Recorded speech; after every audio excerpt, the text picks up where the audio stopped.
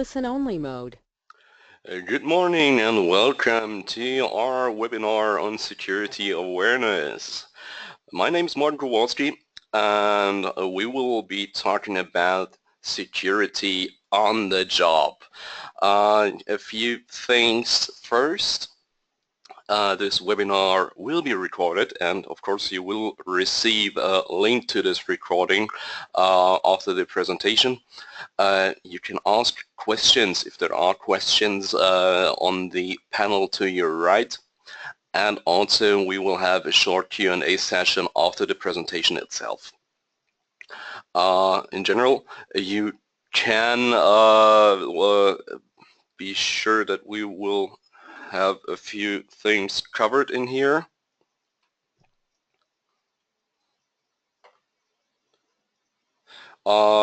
Short question, can anyone hear me?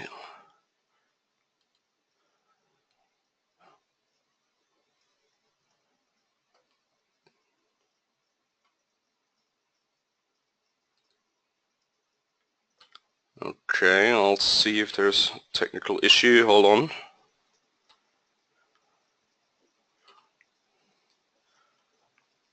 Okay, a few can hear me, a few can't. That's interesting.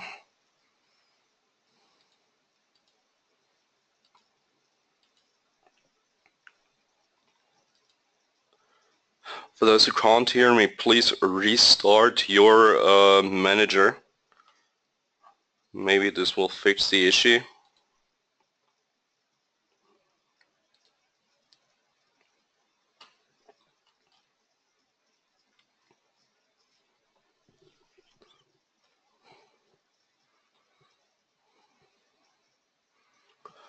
All right. I'll just continue. You will receive the link to the recording afterwards, so you will have the full presentation anyways. All right. Just a few details to me. I'm with GData since 2010. I started in national and international B2C support before I switched to the international pre-sales department in 2016. I'm a certified IT professional.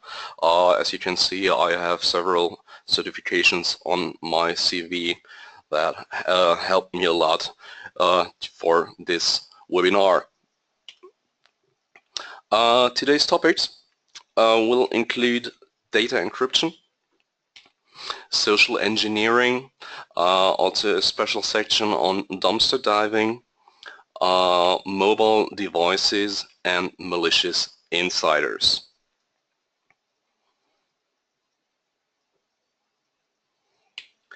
Starting out with data encryption, as you can see, this little comic shows both spectrums of the possible ways of data encryption. On the left, that's the best possible scenario in which we have a very, very high encrypted standard for this PC that obviously has been stolen. This has a very, very strong encryption with 4096 bit, and it might take a lot of effort to crack this kind of encryption. On the other side, you can see that would be the best way. The worst way that might come up, that the laptop is in the hands of those evil people, and they also said, okay, we will drag the owner of this PC and hit him with this $5 wrench until he tells you the password. The truth might be somewhere in between, so we will see. In general, I get a lot of questions regarding this. Why should I have to encrypt my data? Because you don't have anything to hide. Well, I'll answer really. Would you really be able to share all your letters, all your photos, all your documents that you have amassed on your life and show it to your wife, to your husband, brother, sister, or even your kids would you be ready to tell the credit card number and the PIN code to your credit card number, or even your mobile device to your teenage children? What about your browser history? Do you want to share this one as well with everyone? Would you give away the Gmail password or the Facebook password, for example, to your sister? Or show all of your family your private photos or videos to your friends? Or someone who's borrowing your PC for a short time because he has to check something on the internet. So there are a lot of good reasons to encrypt your data. And the next question I also receive successfully is if I will save all my data to an external storage, if this will be enough. A clear answer, yes and no, because it actually depends on what kind of data you want to save. If you have really sensitive data that you want to save, this might not be enough. You should handle all your security measures accordingly to a certain extent if it really is necessary to encrypt your data on the highest level, if there are only receipts for your last night's restaurant visit, for example. So it might not be that necessary to encrypt everything, but you should also be sure that you handle all your sensitive documents accordingly. Also, there's a possible way that malware could still try to attack these external storage drives. For example, there's a certain kind of ransomware that looks for network devices, attached network devices, and starts to encrypt those one first. And also, last but not least, that storage device itself can be stolen, misplaced, or lost.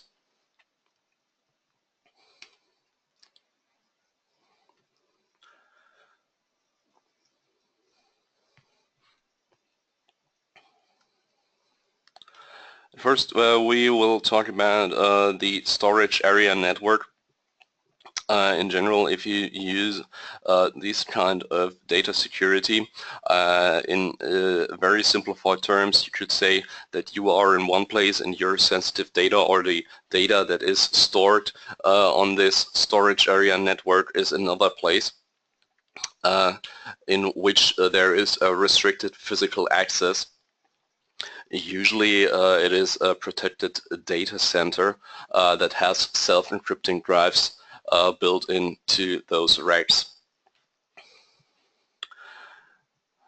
Another option would be to implement a full disk encryption.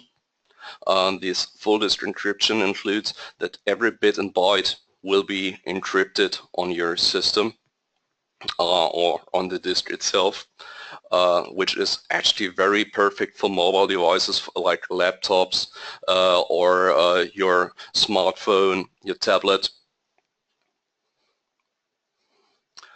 There are also two possible ways to do this on the commercial side, and of course there are open source software solutions for this one as well. Open source solutions might be, for example, PGP, that's short for Pretty Good Privacy, or TrueCrypt.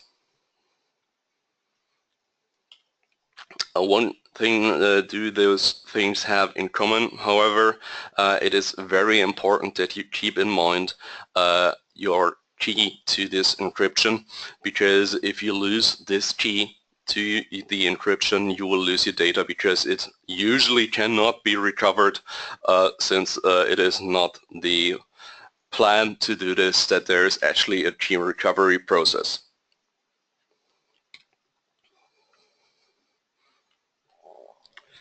If you're using a database, you have also the option to encrypt this one as well, which is actually relatively impractical since you have a lot of access to this database itself, and it usually includes a large sum of huge files that is stored within this database.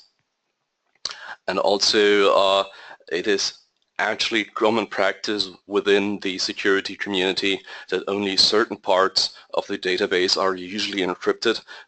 Normally those parts that don't have a lot of access or regular access to it. Another option would be the single file encryption, which there are also a lot of security options available for you, since there are actually some encryption methods that are already built into your operating system, but also there are third-party solutions to this one as well, in which there are individual files that will be encrypted. On more or less sensitive data, for example, will be not. And also it is very, very important to keep your keys safe and in a good reachable place. So as already mentioned, if you lose the key to this encryption, you will usually lose your data.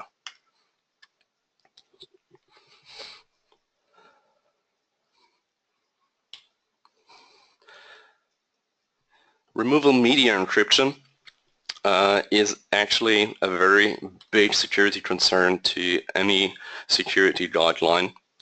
As you know that the USB sticks, for example, might be used by malicious insiders. We will get to this topic later on.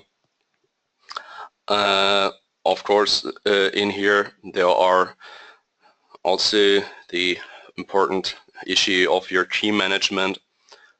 So if you don't keep in mind where your keys are to your encryption, you will lose the data as well. But also there are a lot of options available for you, for example, BitLocker to go. But the most extreme security measure would be to disallow all USB storage drives within the environment. Also, you could implement a trusted platform module, which is a cryptographic processor with a random number or key generator. It is a very persistent and versatile memory platform that is actually password protected. This is the most expensive solution to this one. It's actually mostly only used in large company environments. So I just wanted to include this one as well for your information. In general, you should be concerned about your data encryption since it is very, very important to keep in mind who has access to your data, who should be able to read your data or your communication as well. So you should at least cover this management on data security for your most sensitive data.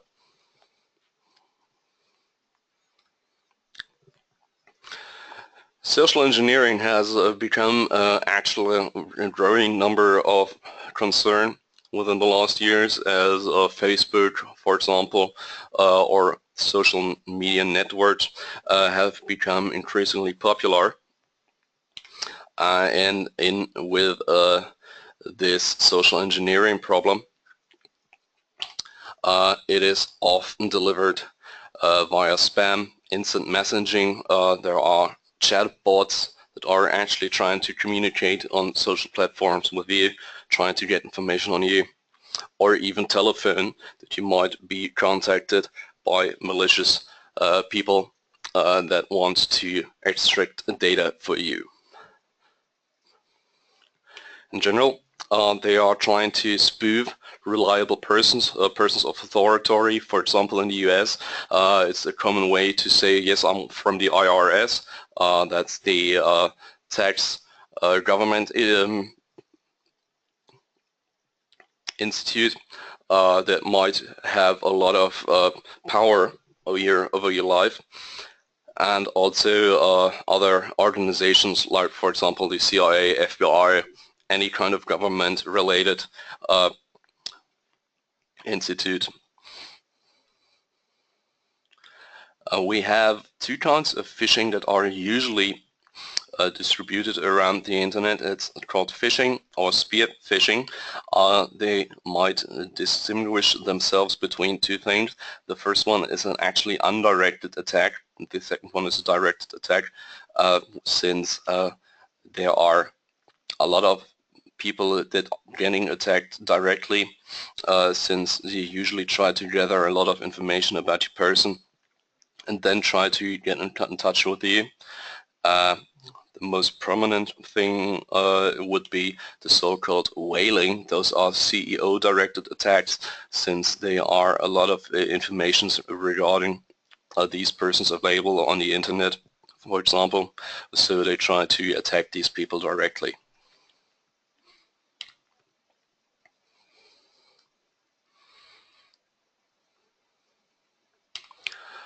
Another vector that you might be concerned about is called shoulder surfing, which is often surprisingly easy, as it's often done within airports, flights, or coffee shops, for example. Anytime you are actually working with your laptop or your mobile device, somebody might be watching you doing this. Of course, it is possible that you might be monitored via webcam as well, doing sensitive things in your office environment. So you should always be concerned. What are you doing? You should be aware what is going on around you, as if you're in a crowded area, if somebody is actually watching you typing in something onto your computer, or entering your PIN or password to any kind of information that might be sensitive to you. Tailgating is usually done to gain access to a certain building, which is most commonly done by wearing common clothing attire of this company. For example, if there's a standard for your employees, like a uniform or a certain type of attire that you are required to wear, somebody might try to blend in with common clothing and just try to follow up another employee to get access to this building. As soon as you're inside, there's actually only a few things that you can do, since the most security concerned controls are done at the entrance of your company or at the borders of your premises, and afterwards, as soon as you're inside, you're on the inside.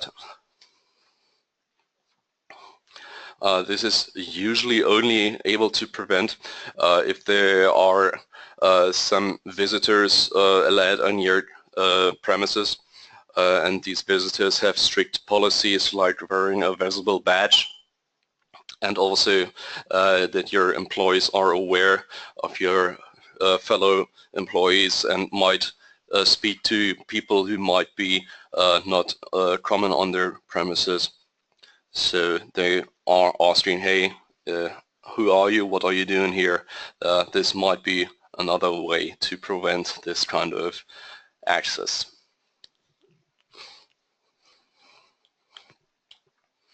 Dumpster diving itself is not so new, actually, since it has become a common practice for a lot of people who are trying to get, for example, food out of a few dumpsters. For example, huge supermarket chains are throwing away a lot of good food that might go to waste otherwise. But on the other hand, it is also possible to extract sensitive information from your own company by doing this as well. So it is actually pretty common to discard this kind of information, for example, important or sensitive information, that they are just thrown into the trash. And well, after I've done this, that's the end of my security concerns. But these kind of discarded information can be used for directed or additional attacks onto your security. In general, you should always secure your dumpsters or the garbage dumpsters with a fence and a lock, so only certain people have access to this one as well.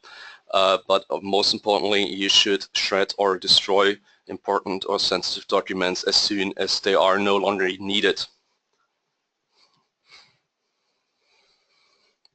Of course, certain security guidelines can also be used for this one, so your employees might become aware of this issue and should shred or handle these kind of documents with a certain awareness to it.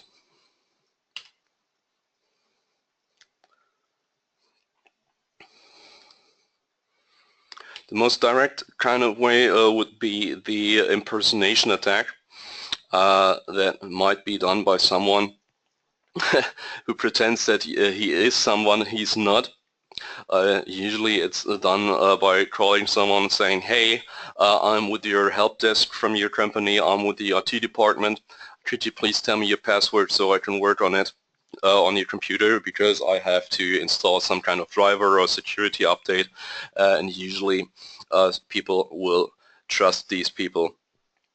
These kind of things will often be used after successful dumpster diving attacks on your garbage, so people can actually see, hey, somebody has just recently bought 20 new printers for your environment. If I say, listen, I might have to access your computer because there are some misconfiguration with your printer, just let me have the password so I can work with your computer for a short time. So you should never ever reveal personal information for your environment or your computer. And also you should always verify the legitimation of this person before you hand out any kind of information, to be sure. Just speak to your actual IT department manager or your the manager to be sure that this is an actual employee of your help desk or the IT department.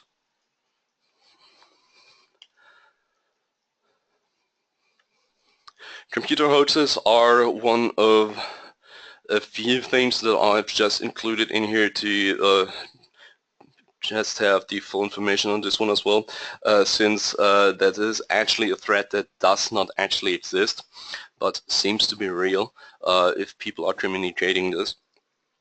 For example, they are used by saying, okay, I will forward this information to my colleagues because in the mail it says so, hey, you should inform your colleagues to do so, and spread the information via your social media accounts, which is actually only regularly a waste of time, or might be used as a distraction from other attacks, so you might be not aware of other issues, or that might reduce your attention to other issues.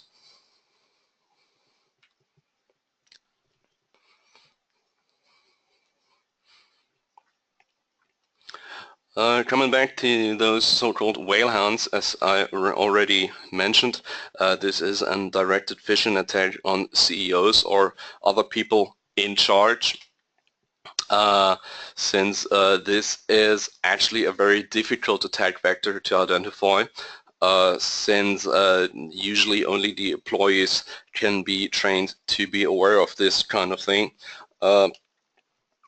You should consider practical exercises or unscheduled drills to raise awareness on this issue if you're responsible for the security on your network, as a help to face this one. In general, it is to say that you should be safe than sorry, and it is not bad to train your employees on this one.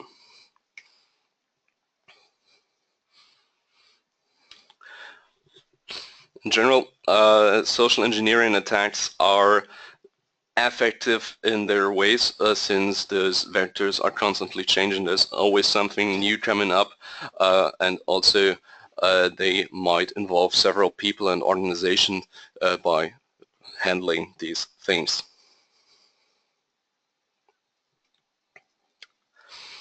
Mobile devices is the next big issue on our topic list. Since we all have certain mobile devices at our hand, and we also can say that almost everyone owns a smartphone, tablet or laptop in their personal life, and almost all of these devices contain sensitive personal information. Other ways might be that it would allow access to sensitive or important information, for example, the online banking password that might be stored within your browser that just needs to be opened to get access to your online banking account, or even the company network. Also, multi-factor authentication often involves a smartphone or a tablet. For example, if you are actually trying to transfer money to another banking account, you would often receive a PIN sent to your smartphone or tablet that you have to enter to actually complete the transfer. And these devices are prone to get lost or might be stolen. So, what about security on those devices? First up, you should include the handling of mobile devices within your security guidelines. For example, the acceptable use security guideline, or the data security guideline, which data should be entered within the mobile device itself. If the people are actually allowed to use their company phones or tablets or laptops privately as well, how they should handle these devices accordingly. If possible, apply hardware locks. For example, if you are using a laptop, you are usually able to lock those devices with a small hardware lock that is available. In general, you should also say you should never ever leave your personal mobile device unattended or even unlocked. Never ever. Always carry it around you, or just lock it away in a safe place to be sure that no one else has access to your mobile device if you leave it unattended for a while. Also, you should take advantage of the built-in security that is already on those devices. For example, if you have the option to employ or empower strong passwords on this device, you should do this.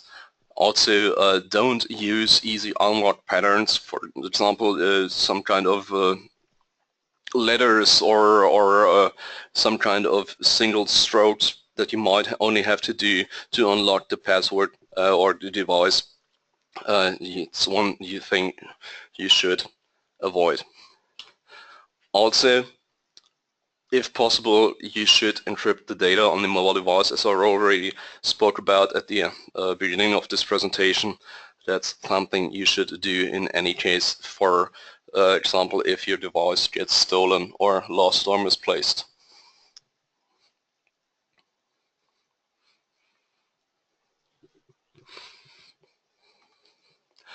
Malicious insiders, there's always a certain fantasy around these malicious insiders, since we all think, okay, these people are working like this. It might be a little extreme, since usually malicious insiders don't work like this or look like this, but they actually look like this.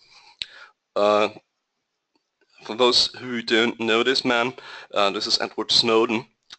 He was, or still is, pretty prominent for leaking sensitive information on a lot of government institutes in the US. and thanks to Mr. Snowden, we know a lot of things regarding our data security on the internet, since a lot of information is actually extracted from certain channels for government institutes.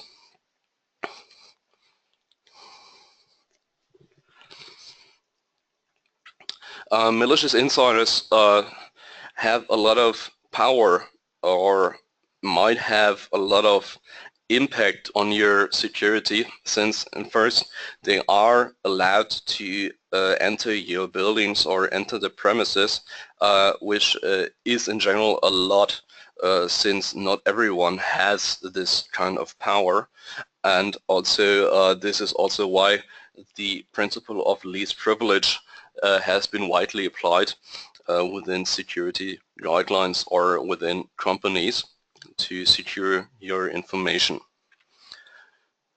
As we might know, within the example of Mr. Snowden, they are able to harm your reputation of your company or your organization, and also they are able to cause critical system disruption.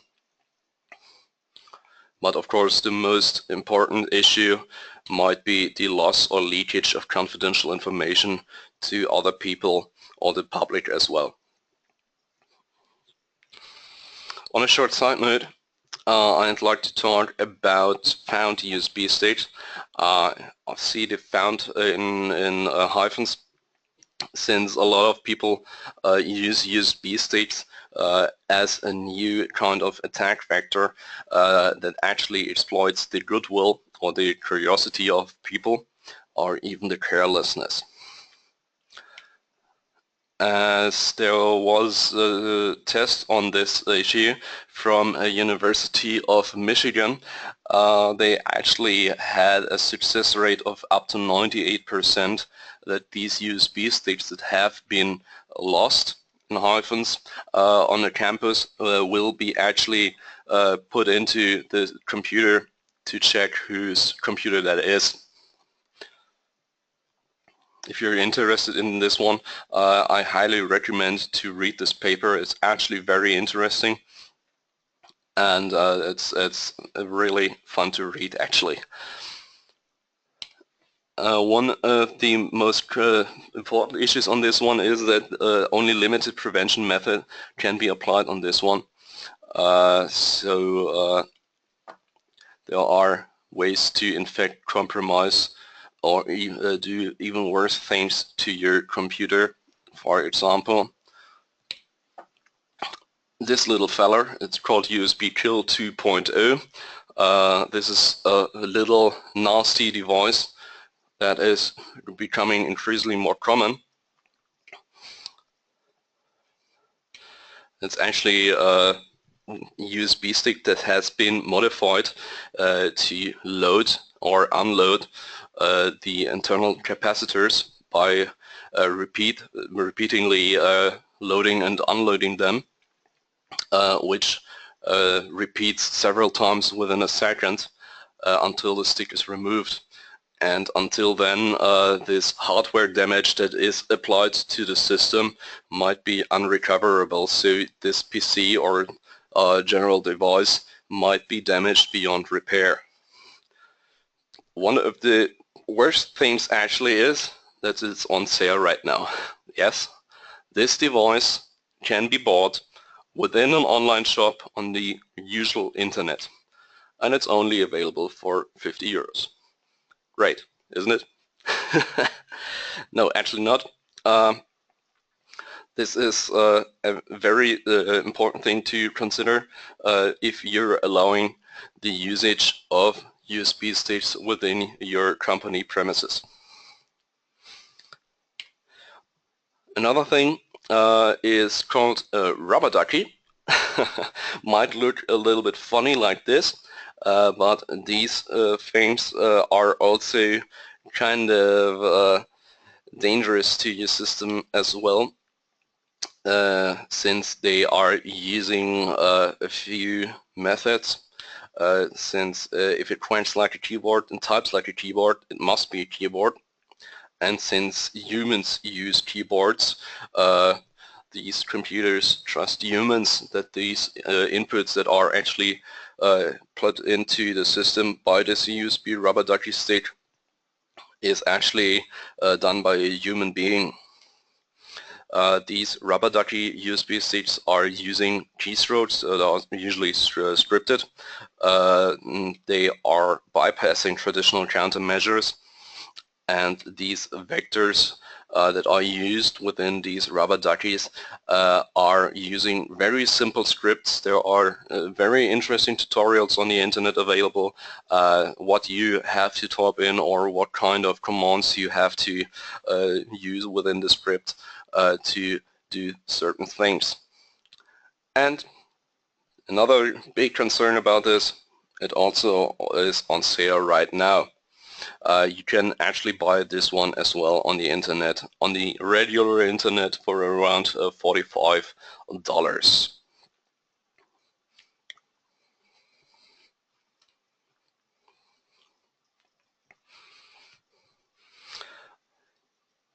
Coming back to our malicious insiders, there are things we have to consider on this one.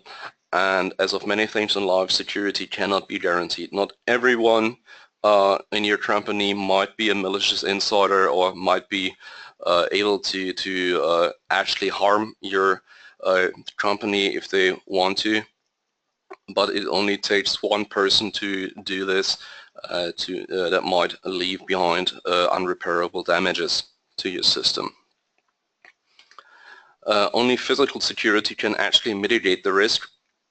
Also, you should always monitor your security logs if you're unsure or just want to make sure that there are no malicious insiders on your network that might be using privileges that they're actually not allowed to have, or extracting data that they shouldn't do, which is actually able to be logged within monitor logs as well.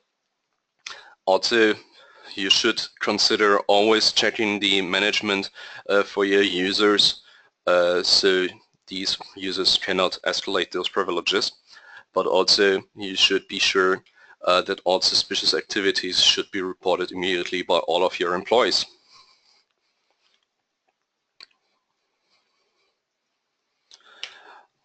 Okay, coming to the end of this webinar. If there are questions, feel free to ask them right away. I'll gladly answer them.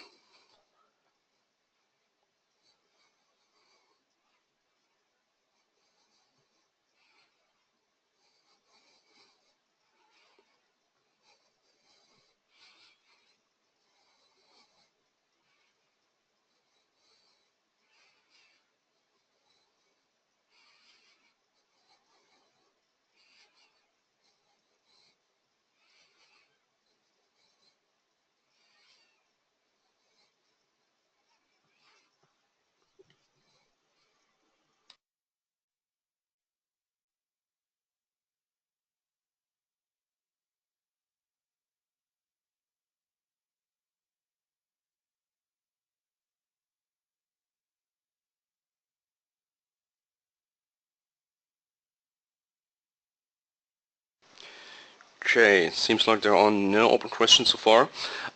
If you have additional questions regarding this presentation or security awareness in general, feel free to contact me at int-presales@gdata.de, or just add me on Skype with Martin Kowalski, GData. Thank you for your attention. Thank you. Have a wonderful day.